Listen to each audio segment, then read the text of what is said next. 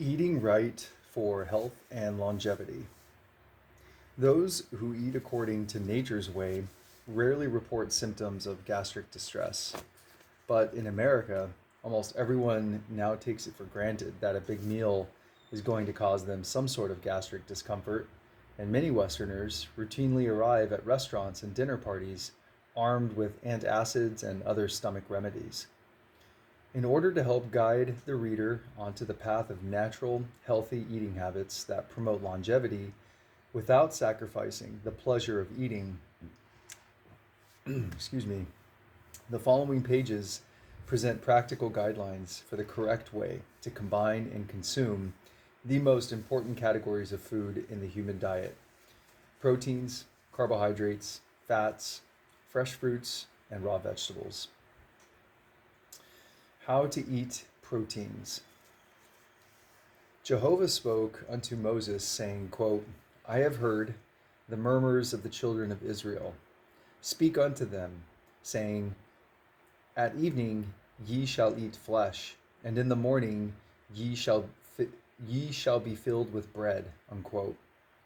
In other words, Jehovah instructed Moses in the rules of trophology, telling him to teach his people to eat their proteins and carbohydrates at separate meals. He also forbade them to consume milk and flesh together.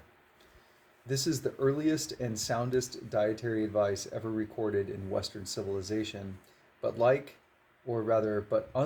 Orientals, who still respect the wisdom of their ancient sages, Western folks spurned the teachings of the past as, quote, outdated and unscientific. On the other hand, as the great American nutritional scientist Dr. Tilden pointed out, quote, nature never produced a sandwich.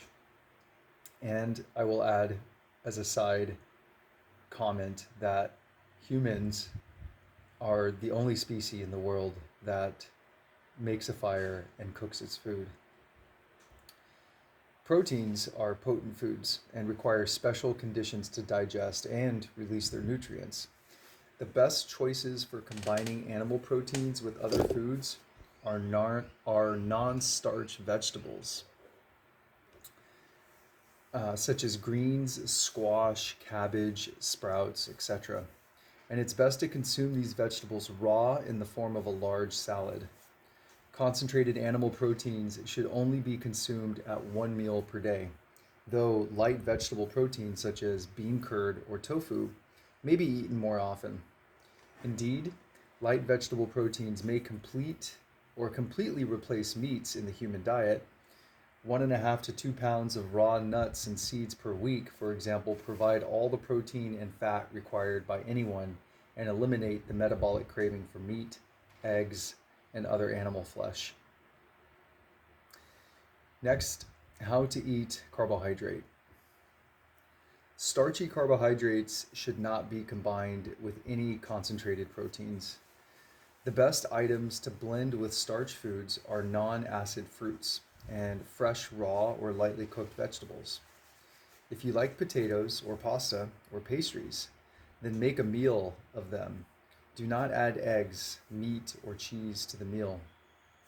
Most people prefer to take their carbohydrate meal for breakfast in the morning, either as toast or cereal.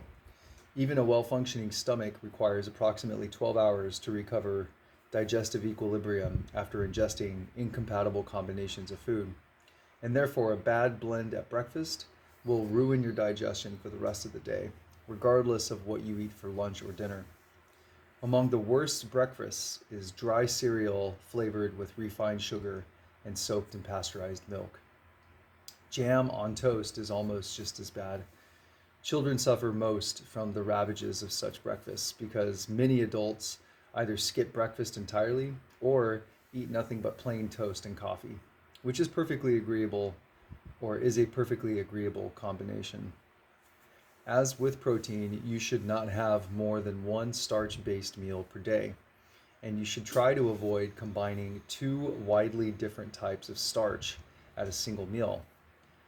Since protein and starch are the major antagonists in trophology, it's best to separate the protein and starch meals by 10 to 12 hours, such as the bread breakfast and the flesh dinner recommended by Jehovah to Moses. With starch foods, it is even more important than with protein not to wash it down with water, fruit juice, milk, or other fluids. Digestion of starch must begin in the mouth in order to continue in the stomach. A mouthful of fluid taken along with a bite of starch dilutes the salivary secretion so much that the starch hits the stomach with insufficient infusions of the alkaline ptyalin enzyme, permitting the starch to ferment instead of digest in the stomach. All carbohydrates should be chewed well and thoroughly insalivated before swallowing. Next are fats. How to eat fats. Fats may be consumed in combination with carbohydrates, vegetables, and fruits, but should be avoided with concentrated proteins. With light proteins, fat is relatively compatible. In the fat category, avoid all margarines and other butter substitutes and all hydrogenated oils. Hardened hydrogenated vegetable oils are processed in such a manner that your stomach would have to generate temperatures of 500 degrees Fahrenheit to break them down. Essentially, they are indigestible. The best fats are butter and cold-pressed vegetable and nut oils in their fluid state. How to eat raw vegetable salads. Both Dr. Herbert Shelton and V.E. Irons strongly recommend everyone eat a large salad of fresh, raw, non-starch vegetables every day, preferably just before the main protein or carbohydrate meal. In addition to providing active enzymes and fibrous bulk, raw vegetable salads are excellent sources of vitamins, minerals, amino acids, and other vital nutrients in their most assimilable forms. It is most important to eat your salads immediately after cutting up the ingredients. Raw vegetables that are sliced and shredded, then left sitting for hours prior to a meal, rapidly lose many of their valuable enzymes and other nutrients due to oxidation. Be careful with the type of dressings that you use on salads, especially when combining them with protein meals. Excess oil or vinegar or cream interfere with digestion of protein in the stomach. Raw salads are particularly beneficial to growing children. They provide abundant supplies of vital nutrients required for growing bones and tissues, and they keep young colons swept clean of the toxic debris created by eating candy and other garbage.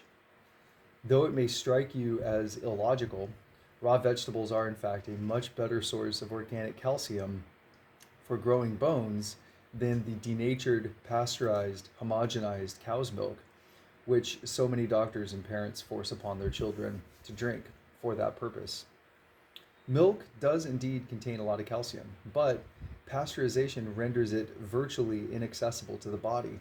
If your children have trouble with acne, pimples, and other skin eruptions, and are chronically constipated, try taking them completely off pasteurized dairy for a few months and replace it with fresh raw vegetable juices, especially carrot juice, and see the results for yourself.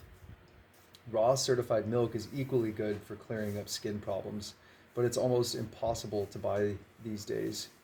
Furthermore, by providing real nutrition that actually enters the bloodstream and feeds the tissues, raw vegetables and their juices effectively stave the notorious quote-unquote sweet tooth syndrome that plagues the health of children whose meals are denatured processed foods whose meals of denatured processed foods ferment and putrefy instead of digest and metabolize. The chronic craving for sweets is a clear-cut sign of nutritional starvation. How to eat fruits. The human digestive tract evolved around a diet of fruits and their close relatives, nuts and seeds. It is a biological fact that fresh fruits and nuts contain all the vitamins, minerals, natural sugars, and amino acids required for human nutrition. Quote-unquote experts continue to claim the contrary, saying that since fruits contain little protein per se, They are therefore insufficient to maintain human health. While it is true that fruits contain very little complex protein molecules, such as that found in meat and eggs, it is equally true that the body cannot utilize the complex proteins found in meat and eggs. It must first spend a lot of time and energy breaking down these proteins, then restructuring the constituent amino acids into the unique proteins required by the human organism. Fresh, raw fruits and nuts provide those very building blocks in the form of free floating amino acids, complete with all the synergistic enzymes and vitamins with which they are associated, thereby saving the body all the time, energy, and digestive distress required to process complex animal proteins. Owing to ignorance of trophology and basic nutrition, fresh fruits have been unfairly accused of all sorts of culinary crimes. The self styled nutritional expert Dr. Henry Potter, or Porter, in his book Eating to Live Long, condemned fruit as, quote, one of the most pernicious and reprehensible dietetic follies, unquote. And Dr. Pierce Howe of Harvard University observed that most people have trouble digesting oranges with their meals, though he did note that this trouble disappeared entirely when the oranges were consumed alone. Many fruits, especially melons and acid fruits, will indeed cause digestive distress, ferment, and thus provide little nutrition when consumed indiscriminately with incompatible foods. But when eaten alone and in sufficient quantities, fresh raw fruits provide all the enzymes, vitamins, amino acids, and energy that any body needs for optimum health and vitality. They are also highly cleansing and detoxifying, which is why many people experience diarrhea and discomfort during the first few weeks of an exclusive fruit diet. The Swedish heavyweight bodybuilder Andreas Kalling, winner of the highly coveted Mr. Europe and Mr. Universe titles, is an exclusive frugivore. He eats neither meat nor dairy products, not even grains or vegetables. Yet his body is every bit as strong and his health as robust as his carnivorous competitors, who feel obliged to consume many pounds of meat, dozens of eggs, and quarts of milk every day to provide protein.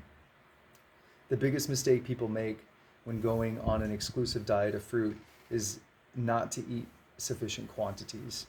The other mistake is to throw away the most nutritionally beneficial parts. Fruit is composed primarily of water.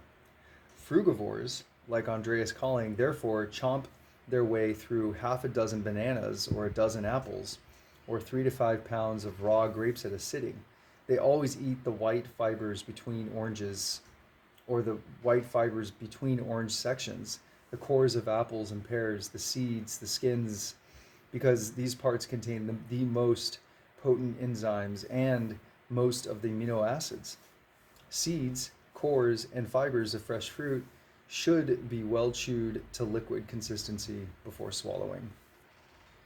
Fruits deliver their best nutritional benefits when consumed on an empty stomach, for much of it passes directly onward to the small intestine for digestion. But unless you eat nothing else but fruit and fruit juice all day, you should limit your fruit consumption to 1 or 2 exclusive fruit meals per day.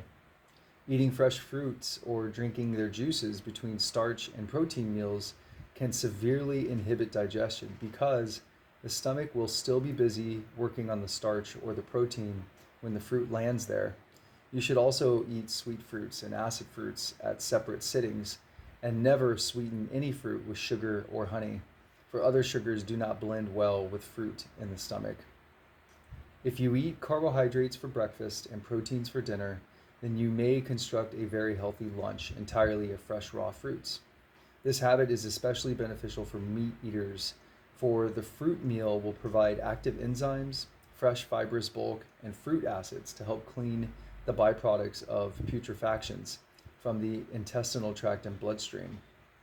As an extension of this once-a-day fruit meal diet, you might wish to declare one day each week as a quote-unquote fruit day and consume nothing but fresh raw fruits all day long. All of this is much easier to implement than it seems. The biggest hurdle is not physiological, but psychological. As Walter Bagehot once remarked, quote, "The pain of a new idea is one of the greatest pains in human nature. Your favorite notions may be wrong, your firmest beliefs ill-founded," unquote. And your favorite foods may be the root cause of your greatest pains. It's a fact of life that people find it much easier to believe a lie they've heard 1,000 times than a fact they've never heard before. One must first unlearn all the bad dietary habits instilled since early childhood, then familiarize oneself with the real facts concerning diet and nutrition. And there is no need to take anyone else's word about this. If you simply follow the Tao of diet and the rules of trophology for a few months, your own body will provide all the evidence you need. And unless you simply don't care about your health and your longevity, you will quickly adopt these new eating habits as a permanent and natural part of your daily life. Taoist diets do not require strict self-denial or culinary boredom. Using your imagination and your knowledge of trophology, it is easy to construct compatible, digestible, nutritious meals that are very pleasing to the palate. And how much trouble is it to set some fresh fruit, nuts, and seeds on the table from time to time instead of cooking up a storm? And by leaving the cupboard bare, you will be motivated to shop a bit more frequently for fresh, enzyme-rich produce instead of relying on canned, processed, refined foods that provide no nutrition while causing nothing but misery in your digestive tract. Eating out at even the fanciest restaurants is also no excuse for committing culinary crimes against your body. You can order a perfectly balanced and trophologically compatible meal at almost any restaurant that prepares food to order. That, of course, eliminates all fast food outlets where everything is prepared long in advance from pre-processed products. But in an Italian restaurant, you can build a good starch-based meal of pasta and tomato sauce, without the cheese or meat, please, supplemented with a plate of antipasto and a big vegetable salad. At a steakhouse, help yourself to a large steak if you like, but forego the bread and the potatoes and specify your steak to be cooked very rare and supplement it with a fresh vegetable salad. If you find yourself at a big buffet table laden with all sorts of tempting desserts, know that, or if the desserts, let me repeat this. If you find yourself at a big buffet table laden with all sorts of tempting desserts that you know you will not be able to resist after the main courses, then skip the main courses and take 2 or 3 desserts after first preparing your stomach with the enzymes and roughage of a large salad. Where there's a will, there's a way. And now that you know the way, the rest is up to your own will to practice it.